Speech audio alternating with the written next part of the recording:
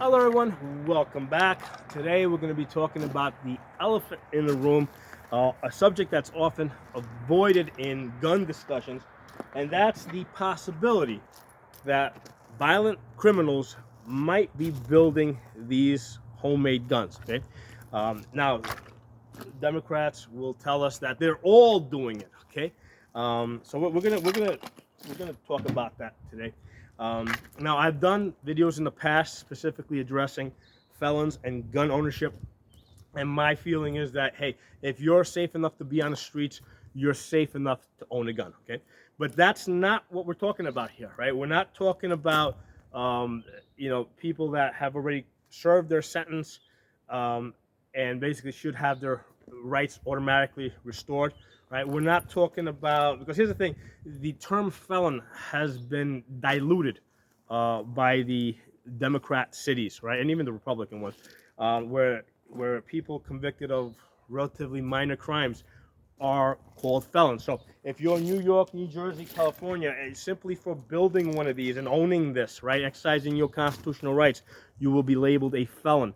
Or even if you have a magazine that's more than 10 rounds, you'll get a felony for that. Or if I accidentally drive, from Pennsylvania into New Jersey carrying a gun, right, maybe because I'm lost at night or something, and I get caught over there, they're gonna charge me and probably convict me with a felony. So the term felony has been greatly diluted to include all political crimes, basically. Okay, so but that's not what we're talking about here. We're talking about violent criminals, like people that who are, let's say, are in jail, right, or have been arrested, and they're like, you know what? As soon as I get out, I'm planning to go out there. I'm going to be raping. I'm going to be murdering. I'm going to be robbing. I'm going to be causing as much pain and suffering to people as possible. Those are the people that we're talking about here. They do exist, right? You can't say they don't exist. They do exist. Um, what about those people? Okay, now here's the thing. Yeah, there's some of them might be actually building these things, but here's the thing: they, there's many ways to get guns, right? They make it sound like this is the only thing that they're doing, when in fact, what most of them are doing is they're getting factory guns with the serial number scratched off. Okay, so here's the thing: where do they get them? Right, they get them from people that have the intention of doing a straw purchase, right? They're in the business of buying, they're on the side business rather of buying these factory guns. They know they're going to be selling them, so what they'll do is they'll Dremel off the serial numbers, and then they will sell them to people who will then commit these violent crimes. Okay, and on this factory Glock here, I mean, the serial number's on three places. It's on the frame, it's on the slide, it's on the barrel.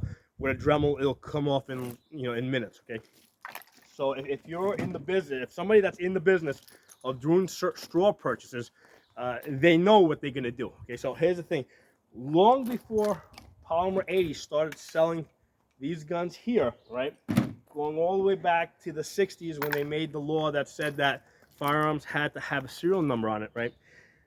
At that point, any factory guns that were recovered with the serial number scratched off were labeled ghost guns. Okay, so that's that's a category that goes all the way back to the 60s, right? And what happened is that when these kind of guns occasionally started showing up at crime scenes, these went into the same category as the factory guns with the serial numbers scratched off. So they're using that to amplify. They're basically trying to amplify the number of home-built guns found at crime scenes. Okay, so let's stay on topic here. Let's talk about the violent felons, right? The ones the violent criminals, right? Let's not even call them felons because, like I said, the word felon is now a diluted term that means lots of things. Okay, a lot of petty, small crimes are now called felonies. So we're going to talk about the violent criminals that have the intention of doing harm to innocent people, and they're going to use whatever tools are available to them. If they can get, if they can build these, they'll build them. If they can get factory ones with the serial number scratched off, they'll take them. If they can't get this, they'll get other tools, knives. There was a case earlier this year in 2022. A person was arrested for, I think he had attacked his pregnant girlfriend, uh, and he had hurt her seriously. Was arrested, put in jail, released on a cashless bail bond, and then basically stole a car, used the car to go and run over a bunch of people. Okay, so clearly the problem there is not guns. Okay, there is some other problem. Now, there's a clear example, and there's many other cases like that. That you have a person that was released out into society who should not have been released out into society. Now, the quick answer will be, we'll fix that. Okay, well, let's accept for a minute that that's not fixable. Okay, the politics are such right now that the Democrats, right, because that's really the people that are in charge of those cities, the Democrats are not going to change that. Okay, so that's how it's going to be. They have some political motivation, okay, to keep allowing these violent people out into society, and that's what they're going to keep doing. Okay, let's just accept that. Okay, so these violent criminals are going to be out there. The Democrats have done everything that they possibly can to encourage that type of behavior. Right, that goes way back to 2020. Basically, what they were hoping to do is they were trying to cause so much of a disturbance in society that Trump would get voted out. They did not realize that would just not stop after the election, that would just continue going, right? Because you can't just start and stop those things on a dime. Once you build up, once you develop that in your society, it doesn't stop when you want it to stop. It just keeps going, okay? So let's accept that you do have these violent criminals that have the intention of committing these violent crimes. How do you stop them, right? How do you keep them from getting the guns? Because that seems to be what the focus is of the gun controllers. They say they want to stop people from getting guns that shouldn't have guns. Well, the truth is they're not going to. Not now, not ever. Okay, guns are basically a technology that's centuries old. These modern guns, I mean, like this one over here, I mean, the patent has expired on this, right? This is a Glock Gen 3. That gives you an idea of how old this design is. So all modern designs at this point are more than like 40 years old, okay? So the knowledge is out there. You cannot put that genie back in the bottle. The guns are already out there. You cannot stop violent people from gaining access to guns or other weapons, okay? So what do? How do we protect ourselves? And that's what it comes down to, right? It's a matter of us protecting ourselves from them. And the only way that we can protect ourselves from these violent criminals is by carrying a gun and being skilled enough to use it, okay? So those are the two things that you need. You need the tools, okay? You need the tools and you need the skills, okay? So a lot of these Democrats, what they're trying to do is they're trying to say, hey, we're going to protect you by taking these guns out of society.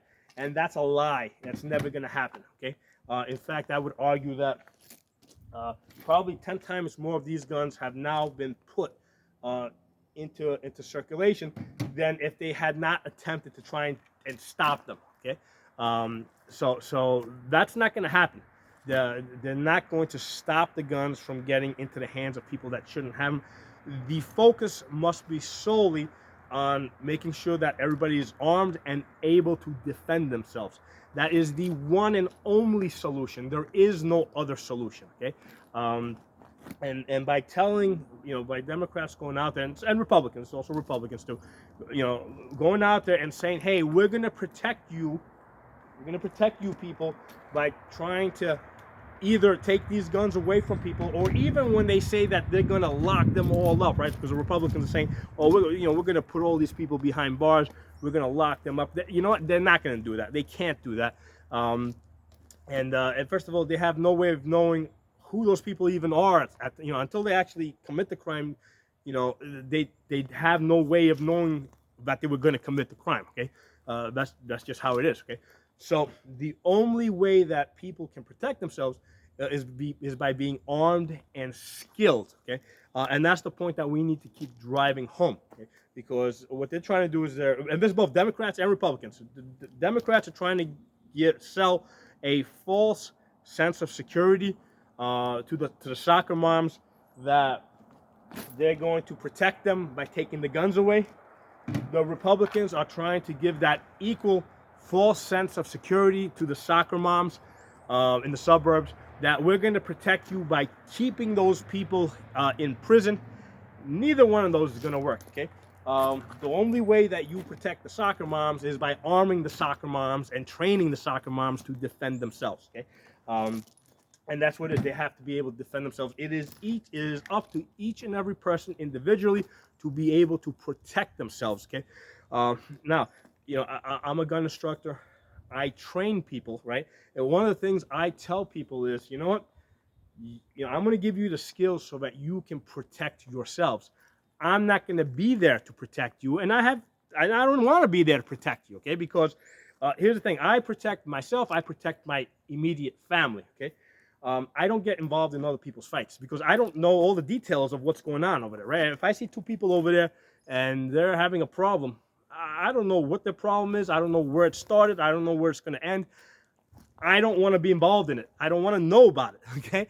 I don't want to be anybody's hero, okay? I'm not interested. I've never did any volunteer service in my life, okay? So I provide the skills and the knowledge so people can protect themselves, okay? So that's what I tell people. I tell people, don't expect me to be there.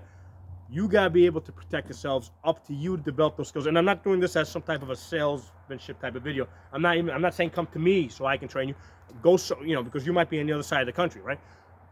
Go and get training. It doesn't matter where you get the training. And what you should do is try to get training from a lot of different people because each trainer is going to give you a different perspective. Some of the ideas that they tell you, hey, some might work for you, some may not work so well from you. There's multiple methods to doing things. They all tend to arrive at the same point, but sometimes they get there through, you know, from a different direction.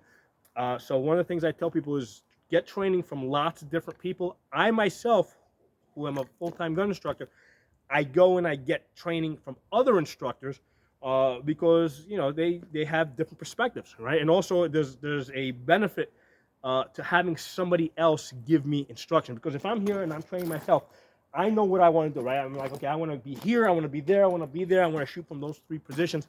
I already know in advance in my mind where I'm going to be. There's a certain benefit to somebody else telling me, move here, move there, shoot from behind that tree, take cover now, you know, shoot that target, but don't shoot that target because that's an innocent person. So there's a certain benefit to hearing directions from somebody else and having to, you know, react to them and respond to them. Okay, so that's why I tell people, get training from as many different people as you can, and make it a fun thing. Don't think of it as a chore. You know, think of it as a fun thing that you're gonna do. That's exciting. Okay, but there's the answer. You will not ever stop the criminals from committing violent crimes. Never. You will never be able to lock them up, or all of them at once. So there will always be criminals out there. Again, we're specifically talking about violent ones here that have the intention of hurting innocent people, right? Not the ones that they label criminals for political reasons. So there'll always be violent criminals out there. They'll always have access to tools to do their violence with, whether it be guns or other tools, knives, cars, trucks, whatever. You know, gasoline, right? You can use gasoline to burn somebody's house down. They're going to do all these things, okay? The only way to protect yourself is to be armed and to be trained. Okay, so hope you guys enjoyed this video, and that's my answer.